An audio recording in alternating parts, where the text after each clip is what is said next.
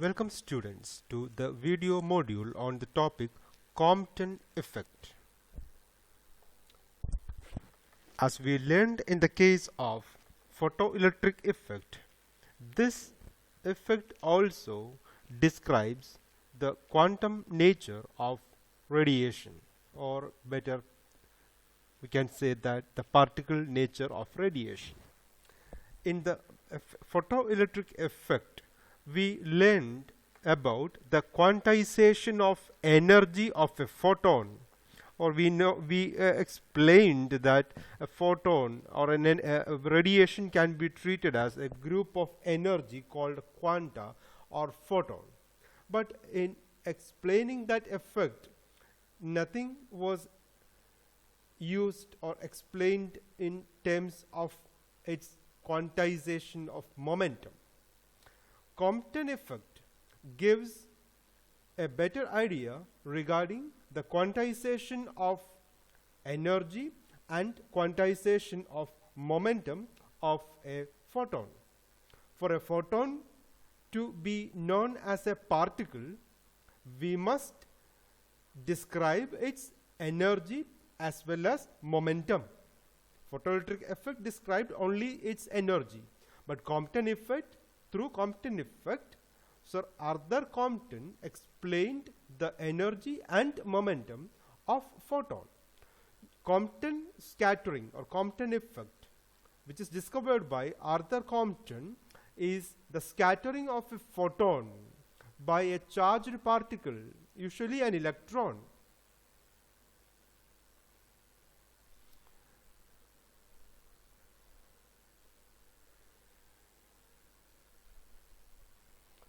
This effect describes the scattering of a photon by an electron as a particle scattering. Arthur Compton, an American physicist, through a series of experiments with X-rays, came to the conclusion that the interaction between X-rays, which is an electromagnetic radiation, and electrons could be explained only if the X-rays are treated in some way as particles. When a photon hits an electron, which was initially at rest, a part of its energy is transferred to the electron. The electron gains energy and momentum and moves off at an angle. The photon loses energy and momentum and moves off at another angle. The experimental findings is termed as Compton effect, and in 1927, Sir Arthur Compton received the Nobel Prize in Physics for this work. So what is Compton effect? Compton effect is basically a particle-particle interaction. Through this experiment, they concluded that photon can be treated as a particle. It is in this type of scattering, a photon collides with an electron, which is a particle, and both these, the electron and the photon, moves at different angles. So this experiment confirms the particle nature of photon. Now let us find the momentum conservation and the change in wavelength of photons during Compton scattering. So for this, consider a photon of initial momentum p collides with an electron which is initially at rest. The scattered photon moves with a momentum p dash, and the electron scatters with a momentum p, capital P. So according to the conservation of momentum, P equal to P dash plus P, capital P. Rearranging this, capital P, the momentum of scattered electron, is equal to P minus P dash. Small p is the momentum of incident photon, and small p dash is the momentum of scattered photon. Expanding by taking square on both sides, we get P square equal to small p square plus p dash square minus 2p p dash, equation 1.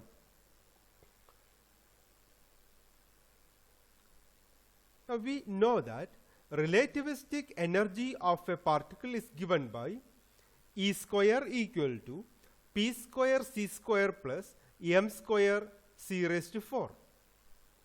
But we know the rest mass of photon is 0. Using this, we get the expression for energy of photon is E equal to Pc. And we know that the incident frequency of photon is nu, and after scattering the frequency become nu dash, and with energy h nu and h nu dash. So we got two expressions for energy. One is E equal to Pc, another is E equal to h nu. So using this, the energy of incident photon E equal to Pc, which is equal to h nu. So from here, the momentum of incident photon P equal to h nu divided by c. In the same way, the energy of scattered photon is E dash equal to P dash c, that is equal to h nu dash.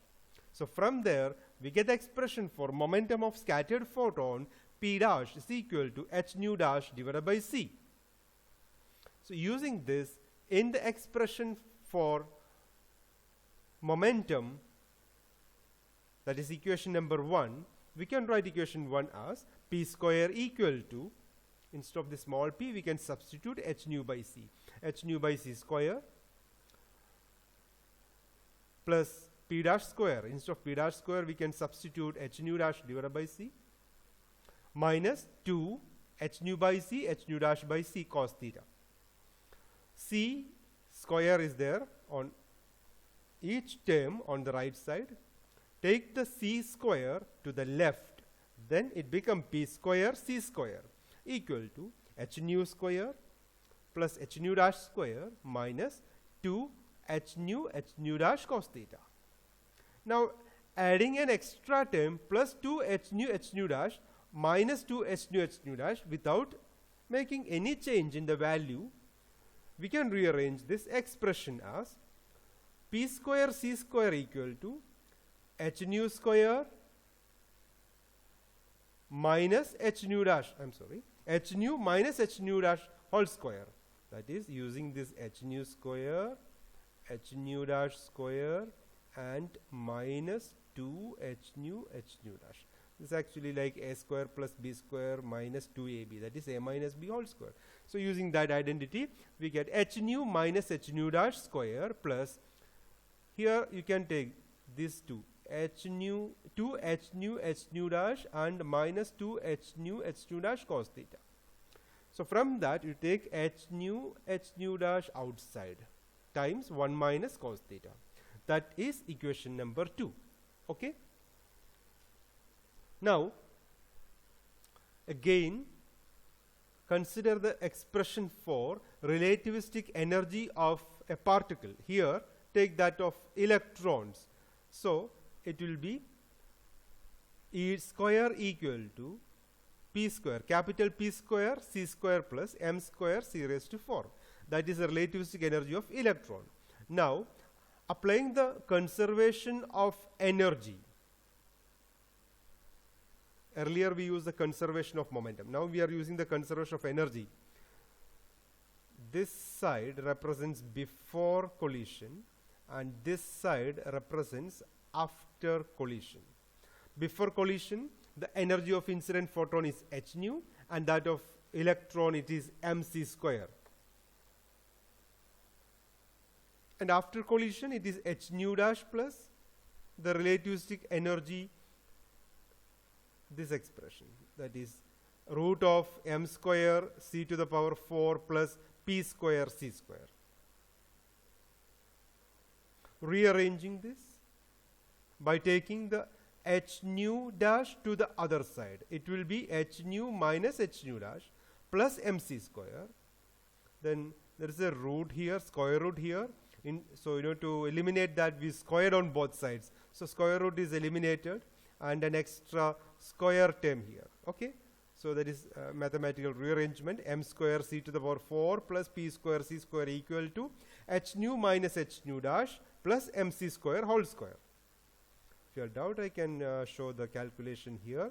It will be h nu minus h nu dash plus mc square equal to m square c to the power 4 plus p square c square whole raised to the power 1 by 2. I can write it as square root. Now taking the square on both sides, the square root will be eliminated, that is this term, and the other side is h nu minus h nu dash plus mc square whole square. Now expanding the bracket, h nu minus h nu dash, consider it as a single term. Okay, so that is why it is like a plus b whole square. It is like a plus b whole square. So first term a square, that is h nu minus h nu dash whole square, plus 2ab term, that is 2mc square times h nu minus h nu dash, plus last term square b square, that is mc square whole square. So m square c to the power 4. Now here m square c to the power 4 on one side and on the other side get cancels. So what is remaining is p square c square equal to h nu minus h nu dash whole square plus 2mc square h nu minus h nu dash. That is equation number 3. Look at equation number 2 and 3. Equation number 2, on the left side it is p square c square. Equation number 3, that also on left side it is p square c square. So the left side of equation 2 and 3 are same. So we can equate equation 2 and 3, the right sides of equation 2 and 3. That is what we are doing here now. Comparing equation 2 and 3, the right sides are left sides are identical, so we can equate the right side. So that become h nu minus h nu dash square plus 2 h nu dash times 1 minus cos theta equal to h nu minus h nu dash square plus 2 mc square times h nu minus h nu dash. Here h nu minus h nu dash whole square gets cancelled from both sides. The terms remaining is 2 mc square h nu minus h nu dash equal to 2 h nu dash 1 minus cos theta. Again h is taken outside and lambda is replaced by, nu is replaced by c by lambda. Nu dash is replaced by c by lambda dash. H is a common factor taken outside. Other side it is also the same thing. Nu is replaced by c by lambda, nu dash is by c by lambda dash. One of the h gets cancelled from there. Then this m, and there is a c common factor we can take outside. So m and one c taken to the right side, it will become in the denominator. That is why h divided by mc times 1 minus cos theta. H divided by mc times 1 minus cos theta. Then there is one lambda dash here. When you take that to the other side of the equation, it will become multiplication here. So lambda dash equal to, lambda dash times 1 by lambda minus 1 by lambda dash equal to h by mc times 1 minus cos theta. Take lambda dash into the bracket. That will be lambda dash divided by lambda minus lambda dash divided by lambda dash. So this lambda dash cancel here and lambda cancel here. That is why it become lambda dash minus lambda. This is the term. Lambda dash divided by, lambda dash minus lambda equal to h by mc times 1 minus cos theta. Theta is a scattering angle. And lambda dash minus lambda is called the Compton shift.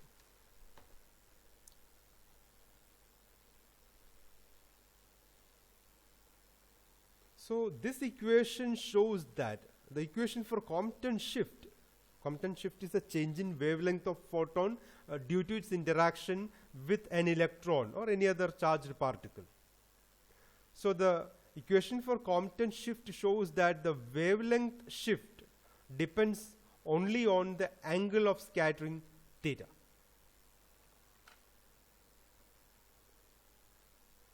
So you can see a graph connecting Compton shift and angle theta here on the left side. So this Compton effect shows that electromagnetic radiation exhibits particle behavior when they interact with matter like electrons, obeying conservation laws of energy and momentum, just like any other particle-particle collisions. So this confirms the particle nature of radiation.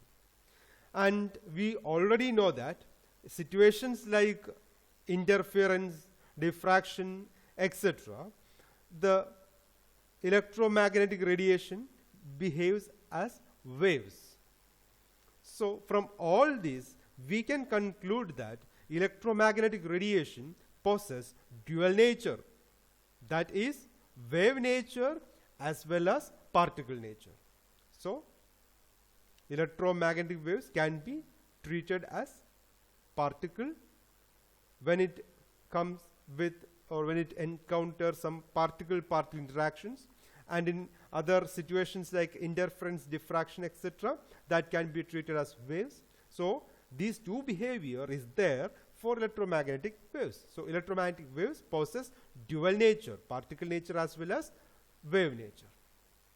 Thank you, students.